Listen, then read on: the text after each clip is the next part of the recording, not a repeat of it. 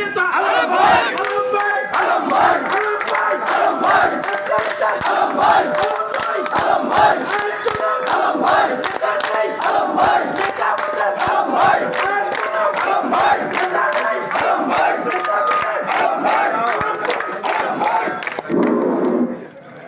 বিসমিল্লাহির রহমানির রহিম। উপস্থিত চরপেশন থেকে আগত নেতৃবৃন্দ,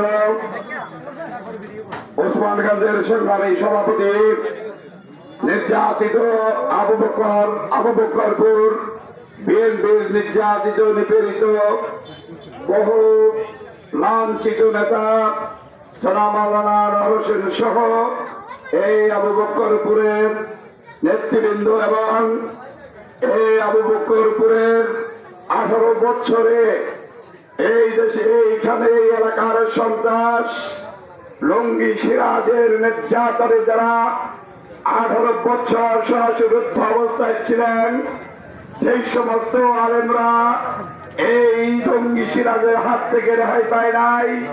আমার যেই সমস্ত বিএনপির কর্মী থেকে শুরু করে সাধারণ মানুষ নির্যাতনের শিকার হয়েছিলেন, আমার সেই সমস্ত গরিব দুঃখী মেহনতরা, আসসালামু আলাইকুম।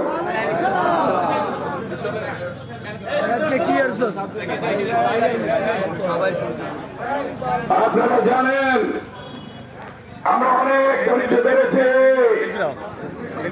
আমাদের নেতা রাহাজ নাজিমুদ্দিন আলম এমপি ছিলেন, আওয়ামী লীগের প্রথম আমলে এই লঙ্গি সিরাজ আমাদের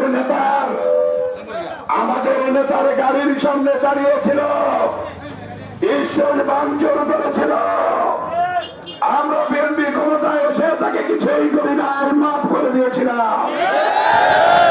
কিন্তু ওই নরপিচাস, ওই কুলাঙ্গার এই দেশের মাদ্রাসার শিক্ষক, স্কুলের শিক্ষক আমাদের সাথে অনুষ্ঠানে শরীক হয়েছিল, বক্তৃতা দিয়েছিল।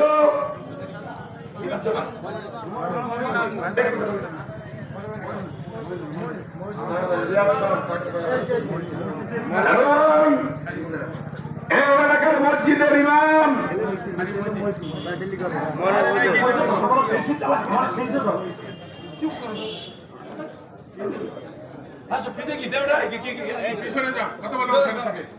আমাদের অত্যন্ত একজন সুবক্তা।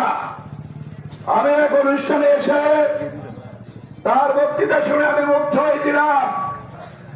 আমি চিন্তাই করতে পারি নাই এখানে এমন একজন সুন্দর বক্তা আছে এবং তিনি আবার আলেম। আমাদের এখানে এই ইউনিয়নের সংগ্রামী সাধারণ সম্পাদক নজরুল ইসলাম, তিনি আজ আমাদের মাঝে নাই। বড় স্বপ্ন ছিল তার এই আবু বকরপুরকে সন্ত্রাস মুক্ত দেখার জন্য, একটা আদর্শবান ছেড়েছিল। কিন্তু আল্লাহর হুকুম, সেই দুঃশাসনের, এই খুনি হাসিনার, এই ফেরাউনের পতনটা দেখে যেতে পারে নাই। আমরা তার আত্মার মাগফিরাত কামনা করছি। ভাইয়ের আমার,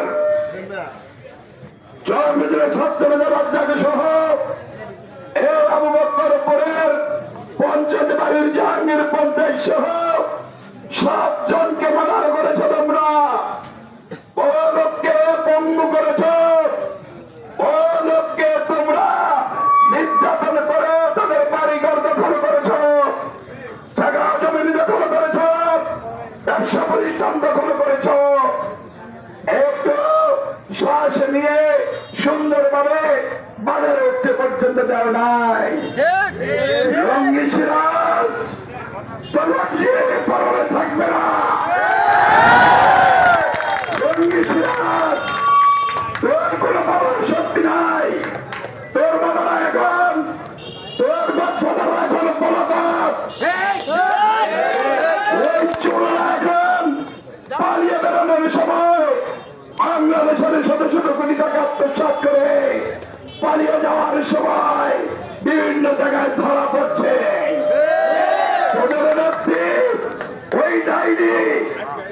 ওই ডাইনি বাংলাদেশের দেশে